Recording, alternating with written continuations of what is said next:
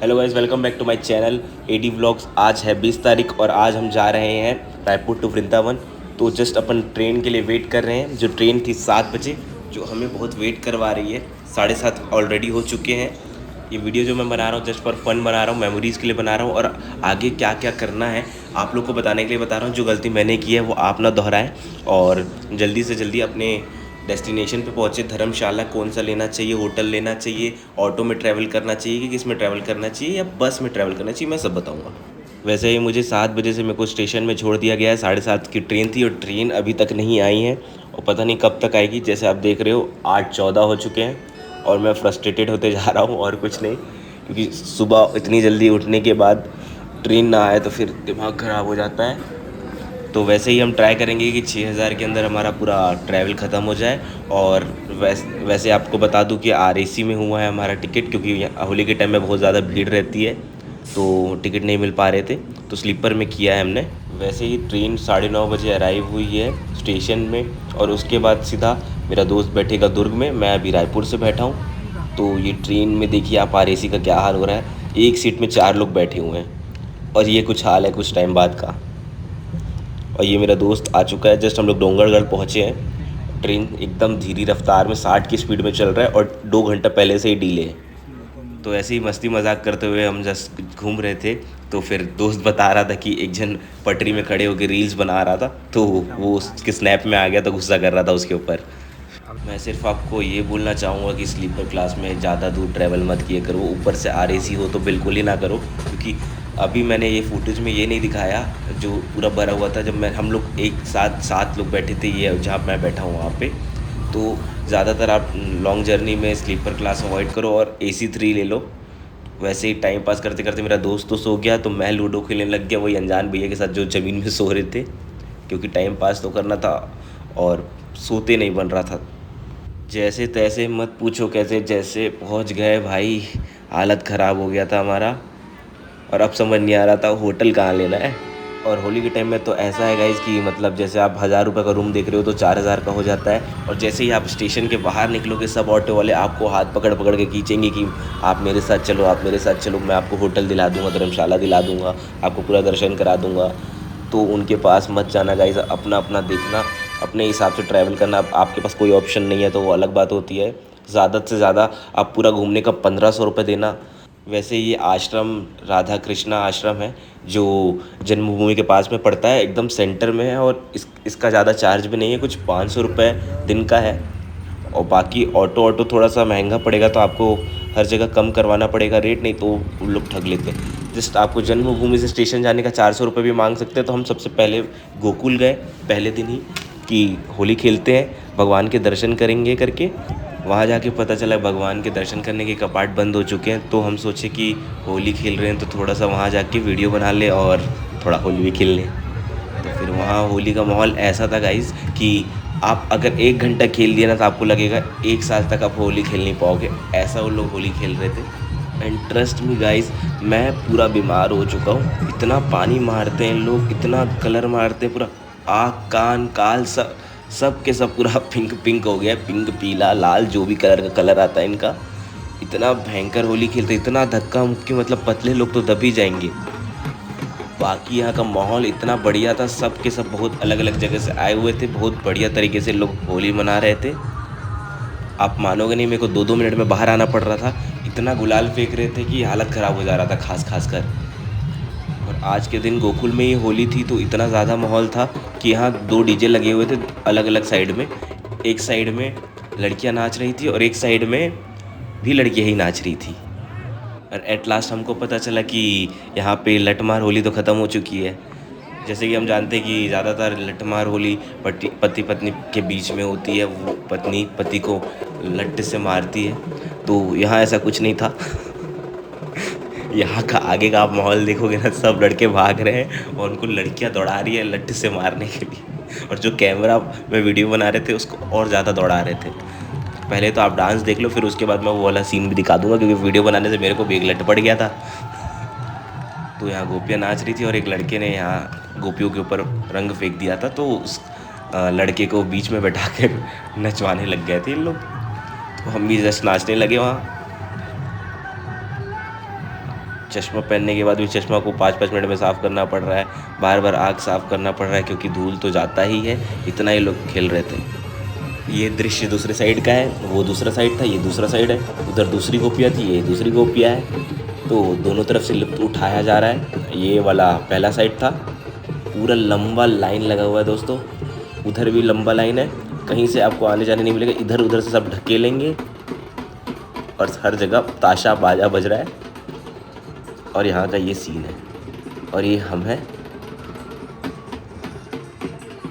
और यहाँ पड़ रही सबको लट है, तो सब भागे पड़े हैं कि हमको ना पड़ जाए भैया। लेकिन यहाँ का ऐसा है कि जिसको ये लट पड़ती है कोई बीमारी नहीं छूती, ऐसा माना जाता है।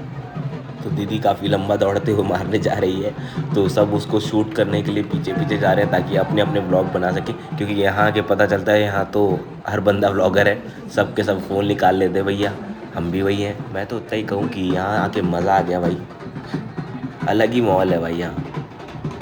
बाकी शुरुआत में हमें लगे से कि हम जा भी पाएंगे कि नहीं, बट अचानक से जब यहाँ पहुँचे ना तो लगा अब सब हो जाएगा राधे राधे की कृपा से।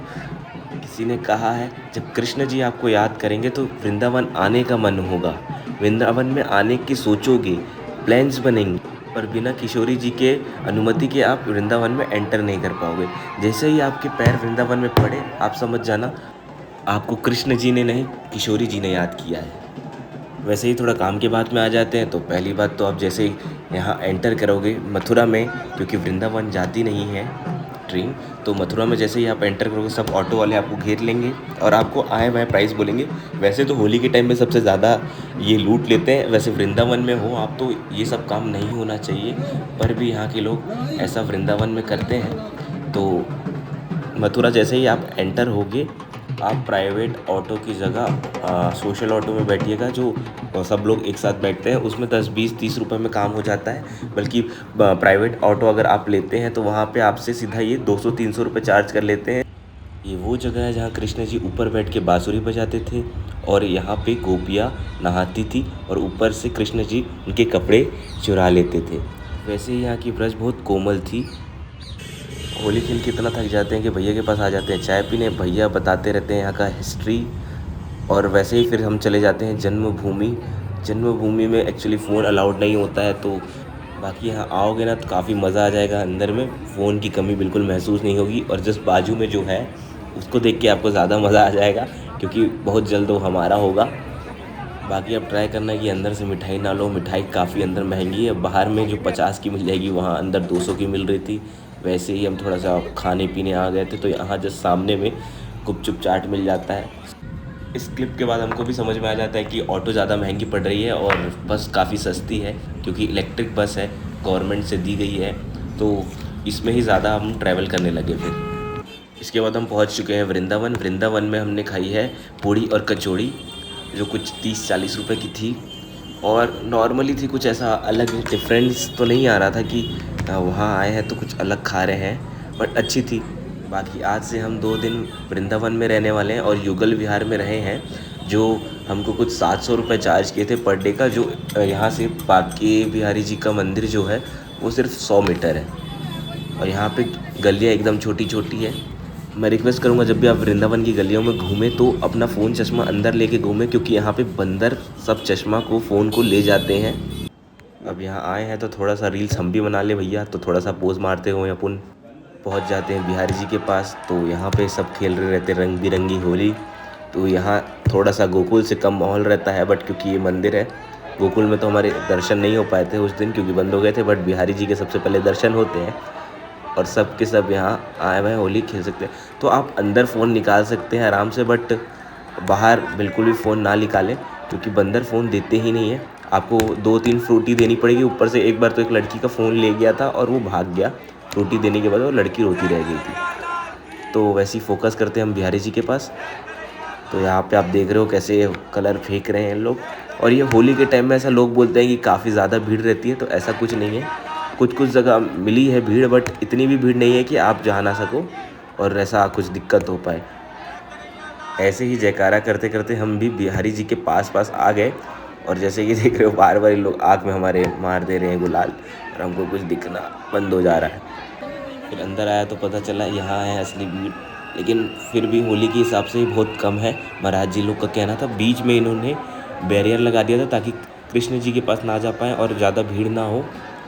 वहाँ पे शॉप में मिल जाएंगे 40 रुपये के फ़ोन वाटर प्रूफर, आप ले ले, ज़्यादा अच्छा है क्योंकि यहाँ पे तो मारते हैं भाई महाराज लोग पिचकारी ठाकुर जी के सामने से, और 5-5 10-10 सेकंड में पर्दा लगा देते हैं ताकि ठाकुर जी हमारे साथ ना चले जाएं।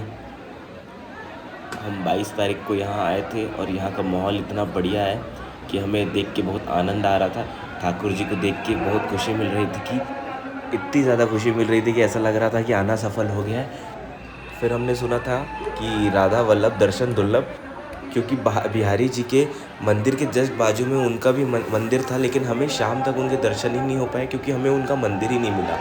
और एक महाराज अचानक से हमें रात को आके वहाँ मंदिर का दर्शन कराए, हमें काफ़ी अच्छा लगा। और अचानक से उन्होंने ही आके पूछा, आपको राधा वल्लभ जी के दर्शन करने हैं क्या? मैं वहीं जा रहा हूँ, मैं आपको रास्ते में छोड़ दूँगा। और फिर वो वहाँ से आगे चले गए। अब ये क्या था, इत्तेफाक था कि क्या था मुझे नहीं पता। फिर जैसे ही बिहारी जी के मंदिर के बाहर निकले, मन को चैन नहीं पहुंचा, तो फिर से हम एक बार और चले गए। एक बार फिर से हमको दर्शन करने हैं और इस बार अच्छे से करेंगे, अच्छे से कोशिश करेंगे सिक्योरिटी हट जाए वार्ड में। हम तो भाई अच्छे से हमको देखना है बिहारी जी को। तो हम जस्ट बहुत पास से देखा, मैंने रिकॉर्ड दूर से किया है मैं, क्योंकि अंदर घुस गया था, क्योंकि सब धक्का मार रहे थे तो फिर हमको भी मारना पड़ा। फिर उसके बाद ही जस्ट बाजू में एक और मंदिर था जहाँ सब नृत्य कर रहे थे और काफ़ी ज़्यादा मज़ा आ रहा था होली खेलने में। यहाँ लड्डू की होली भी खेली जा रही थी और यहाँ पे वीडियो सब वीडियो ही बना रहे थे ज़्यादातर, और सब अपने आनंदमय अंदाज में नाच रहे थे और होली खेल रहे थे। जैसे कि महाराज जी सही कहते हैं, वृंदावन सुनने या सोचने का, देखने का विषय नहीं है, वृंदावन फील करने का विषय है। यहाँ आप जो देख रहे हैं वो हमारे राधा रमन जी है। वैसे तो यहाँ फ़ोन अलाउड नहीं है, बट मैं धीरे से पीछे से बना दे रहा हूँ। महाराज जी पोज दे रहे हैं जैसे मैं उनका ही फ़ोटो ले रहा था, पर कोई बात नहीं। बाकी आपको कृष्ण जी भले छोटे छोटे से हों यहाँ, लेकिन यहाँ उनका मंदिर काफ़ी बड़ा बड़ा बना है, आपको मैं वीडियो में दिखाता हूँ। और यहाँ पे भी बंदर फ़ोन छीन के फ्रूटी मांगते रहते हैं। मेरे लास्ट में मेरे दोस्त का खुद चश्मा गायब हो गया था। और देखिए कितना बड़ा बड़ा मंदिर है, पीछे से मैं आपको दिखाता हूँ। यहाँ पे आपको दिख रहे होंगे बंदर, और यहाँ पे जस्ट फ़ोटो शूट और शॉपिंग वगैरह का स्टैंड लगा हुआ है। इसके बाद ही हम जाएंगे निधि वन, जस्ट बाजू में ही पड़ता है, आप वॉकिंग डिस्टेंस से जा सकते हैं। तो ये रहा निधि वन, हम सीधा अंदर से दिखा रहे हैं क्योंकि बाहर वन में बंदर बैठे रहते हैं। आपको यहाँ पे भी कुछ जगह बंदर मिल जाएंगे, बट निधि वन की खासियत ये है कि यहाँ के पेड़ वृक्ष जो हैं रात में गोपियाँ बन जाती हैं, इसलिए रात को यहाँ कोई भी नहीं रहता। और ऐसा माना जाता है कि जो भी यहाँ आता है वो अंधा हो जाता है या पागल हो जाता है, इसलिए रात को कोई यहाँ झाँकता भी नहीं है। और रात को यहाँ गोपियों की नृत्य करने की, रासलीला करने की आवाज़ आती है। यहाँ बिस्तर विस्तर सब सजाया जाता है कृष्ण जी के लिए, और सुबह आके जब देखा जाता है तो पानी ख़त्म, बिस्तर थोड़ा सा टेढ़ा मेढ़ा, और काफ़ी सारे मूवमेंट को कैप्चर किया जाता है। और सबसे बताने वाली बात यह है कि आप जब भी वृंदावन जाएं तो देखते जाएं कि 7 बजे मंदिर खुलता है और वो कुछ 1 बजे बंद हो जाता है दोपहर को, क्योंकि बिहारी जी थक जाते हैं दर्शन देते देते। और फिर 4:30-5 बजे फिर मंदिर खुलता है, फिर आप वहाँ अंदर जाके दर्शन कर सकते हैं। अभी हम पहुँच चुके हैं राधा वल्लभ जी के पास, जो महाराज जी ने हमें छोड़ा था। तो यहाँ भी होली चल रही है काफ़ी भयंकर वाली, तो आप अंदर चल के देखिए। नीचे तो पूरा ऐसे पानी पानी है कि आधा पैर डूब जाए आपका। हमने जीन्स को फोल्ड कर लिया है। जैसे कि हमारे राधा वल्लभ जी अनोखे हैं, वैसे ही हमारे ब्रिजवासी जहाँ मैं पूरा घूम रहा था वहाँ के लोग भी काफ़ी अनोखे हैं। जैसे उनका गुस्सा करने का तरीका ही अनोखा है। जैसे कि आप ऑटो वाले हैं, ऑटो वाले जैसे वहाँ से क्रॉस कर रहे हैं तो वो लोग भैया हटिए नहीं बोलते, वो बोलते हैं राधे हटिए। वो सबको राधे बोल के बुलाते हैं ताकि 2 काम हो जाए, ताकि लोग हट भी जाए और भगवान का स्मरण भी हो जाए।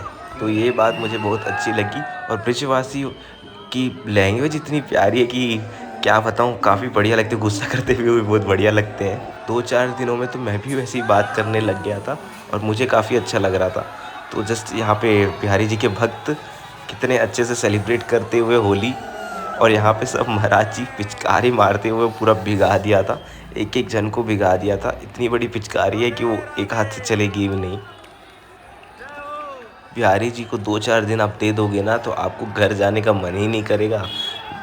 घर जाने के बाद एकदम सूना-सूना लगेगा, ऐसा लगेगा वापस वहीं चले जाएँ। भाई ये ऐसा हाल हो जाता है, क्या बताऊँ मैं। भक्त गुलाल मार देते हैं, महाराज जी पानी मार देते तो पूरा वो हाथ पैर मुँह में रच जाता है। और फ़ोन तो भाई पूछो मत, मैं कम से कम 50 बार साफ़ करके वीडियो बना रहा था। सामने से मैं राधा वल्लभ जी के दर्शन करा देता हूँ। वहाँ पे झिल्ली लगी हुई थी ताकि बिहारी जी पे कोई ना छिट पाए। बिहारी जी तो अपना प्रोटेक्शन रखे हुए हैं, हमको भिगा दे रहे हैं। ऐसा ना है, मुझे तो लगता है कि बार-बार पर्दे ना लगा सकते करके वो थैली लगा दी ताकि भगवान जी हमारे साथ आके होली ना खेल लें और महाराज जी भी होली खेलते रह जाएंगे। मैं कोई हीरो ना मानूँ, मैं सिर्फ इनको ही मानूँ अपना हीरो, जिनका नाम मेरे मुंह में हर सेकंड हर मिनट में रहता है, वो है हमारे हनुमान जी। तो अभी हम खड़े हुए हैं हनुमानगढ़ी के पास में, जो हम रास्ते में मिला जहाँ हम जा रहे थे गोपेश्वर महादेव। गोपेश्वर महादेव की स्टोरी आपको नहीं पता तो मैं बता देता हूँ। जो महादेव थे श्री हरि के दर्शन करने के लिए नीचे आए थे, तो वहाँ पे कन्या के सिवा किसी का एंट्री नहीं था, तो वो गोपी का रूप लेके आए थे। तो फिर उसके बाद वो वहीं रह गए गोपेश्वर महादेव के नाम से। और अभी जब जहाँ हम आए हुए हैं वो है रंगनाथ जी का मंदिर, जो काफ़ी बड़ा है, प्रसिद्ध है, और यहाँ आना ज़रूरी होता है जब वृंदावन आते हैं तो। और यहाँ का टेम्पल काफ़ी ज़्यादा खूबसूरत भी है। बाकी अभी काफ़ी धूप थी तो हम आपको पहले दिखा देते हैं यहाँ का कुंड, जो काफ़ी विशाल और प्यारा दिख रहा है। फिर आपको धीरे से लेके चलते हैं अंदर। यहाँ उतनी भीड़ नहीं थी क्योंकि ज़्यादा लोग इसके बारे में जानते नहीं हैं। ऐसा मैं मजाक कर रहा था, पर मैं भूल गया था यहाँ तो हर मंदिर में भीड़ रहती है क्योंकि बाहर से खाली दिखा तो मैंने बोल दिया। फिर अंदर आके देखा तो भयंकर भीड़ लगी हुई थी। महाराज बस ये सोचने वाली बात है कि यहाँ हर जगह सुबह सब कचौड़ी ही खाते हैं क्या? कचौड़ी पूड़ी हर जगह यही मिलता है, रसमलाई रबड़ी। रसमलाई तो नहीं दिखी, रबड़ी दिखी थी, लेकिन जितना रील्स में सोच के आया था कि इतना टेस्टी मिलेगा, अलग मिलेगा, वो हमारे घर जैसा ही टेस्ट रहता है। कचौड़ी भी, मिठाई भी, ऐसा फ्रेश अलग से एकदम गाढ़ा दूध का वैसा कुछ नहीं था। बाकी हम फिर से बस में अब ट्रैवल करके हम चले जाते हैं बरसाना, जो किशोरी जी का है। ये बस हमें मिल ही नहीं रही थी, बस में इतनी ज़्यादा भीड़ थी कि हम चौथी बस को पकड़े हैं, क्योंकि 4 बस का वेट किए थे और चौथी बस कम से कम 3 घंटे बाद आई है। और हम कुछ ऐसे दब के 1-1.5 घंटे में पहुँचे थे। बस में चिपक के मिल जाते हैं दोस्त और हम बन जाते हैं 2 से 5। तो ऐसे ही राधे राधे नाम लेते लेते हम चढ़ने लग जाते हैं ऊपर। 2 मिनट बाद एहसास होता है कि हम जा रहे हैं थोड़ा गलत साइड से, यहाँ से जाती है सिर्फ कारें, हमको चाहिए सीढ़ी, तो सीढ़ी जाना पड़ता है नीचे से। तो नीचे जाने के बाद हमें दिखता है ये मस्त पेंट किया हुआ जगह, जहाँ अच्छे से पेंट करके लिखा रहता है मंदिर जाने का रास्ता, और लठ मारते हुए पति पत्नी। और ये पतला रास्ता जाता है ऊपर, जिसे हम चढ़ के चले जाते हैं बरसाना। चप्पल रखने की जगह नहीं होती है तो महाराज बोलते हैं कलर ले लो हमसे और रख दो चप्पल यहाँ। तो हम पहली बार कलर लेके वृंदावन को आए, हमको 3 दिन हो जाते हैं पहली बार कलर लेते, क्योंकि लोग तो हमें ऐसे ही कलर लगाते, लेने की ज़रूरत ना पड़े। तो हम कलर लेके चले जाते हैं ऊपर। तो ऊपर का व्यू इतना मस्त आता है, और ये पहुँच जाते हैं लाडली जी के मंदिर हम। फिर यहाँ पे सबसे पहले मैं पहुँच के इतना खुश हो जाता हूँ क्योंकि अंदर फील ही अलग आती है, और ऐसा लगता है कि मेरा यात्रा सफल हो गया। क्योंकि बहुत सारे लोग ऐसे होते हैं जो वृंदावन आते हैं लेकिन बरसाना नहीं आ पाते, बहुत सारे दिक्कतों के कारण। तो मुझे बहुत ज़्यादा खुशी होती है और मैं चल पड़ता हूँ ऊपर। जय राधे राधे। वैसे ही तो सबसे ज़्यादा होली हमें यहीं पे मिलती है, पूरा मतलब ज़मीन में ऐसा लगेगा आप रेती पे चल रहे हो, बट वो रेती नहीं होती, वो पूरा गुलाल रहता है। और यहाँ पे काफ़ी ज़्यादा भीड़ रहती है और बंदर नहीं रहते हैं यहाँ पे, तो आप अच्छे से शूट कर सकते हैं। बाकी धीरे धीरे आगे बढ़ते बढ़ते हमारे गुज्जर भाई लोग घूम जाते हैं और उनका नंबर तो हमारे पास रहता नहीं है, तो नीचे में अचानक से मिल जाते हैं। और कुछ ऐसी भीड़ रहती है, आप देख सकते हो। यहीं पे वो हादसा हुआ था जो ग्रिल टूट गया था और काफ़ी लोग घायल हो गए थे। तो हम देख देख के चढ़ते हैं, जैसे ही हम ऊपर चढ़ने के लिए करते हैं हमारे आँख में गुलाल आ जाता है। फिर जैसे तैसे हम पहुंच जाते हैं बरसाना श्री राधा रानी के पास। वैसे ही दर्शन करते करते हम धीरे धीरे आगे चले जाते हैं। मैं तो हर बार थोड़ा थोड़ा धक्का दे के, सॉरी, बट मैं धक्का दे के आगे चले जाता हूँ और भगवान के पास जाके पकड़ के बैठ जाता हूँ। अब मैं ना जाऊँगा, या तो आप चलो या तो मैं यही रहूँगा। इसके बाद का आप यकीन नहीं करोगे गाइस कि ना, जस्ट इसके बाद मेरे घर से मेरे को कॉल आया, वीडियो कॉल, और जस्ट हमको आलू की शेप में एक कृष्ण जी मिले जो एकदम कृष्ण जी जैसे दिख रहे थे, छोटे से कृष्ण जैसे। तो मैं काफ़ी ज़्यादा खुश हो गया और फिर होली खेलने लगा। यहाँ मुझे काफ़ी सारे फॉरेनर भी दिखे जो काफ़ी ज़्यादा होली खेल रहे थे, जो उनके लिए काफ़ी नया था।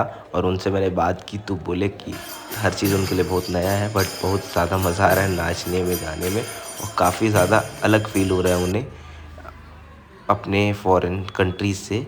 और हम अब जैसे ही दर्शन करके नीचे पहुंच जाते हैं, क्योंकि हमें अभी काफ़ी सारी जगह कवर करने होते हैं, तो हम नीचे की ओर चले जाते हैं। तो फिर हमें होम डिलीवरी वाला चक्की मिल जाता है जो आपके घर पे आके पूरा चक्की में चावल वावल पीस देता है। फिर हम निकल जाते हैं लॉन्ग ड्राइव पे ऑटो में।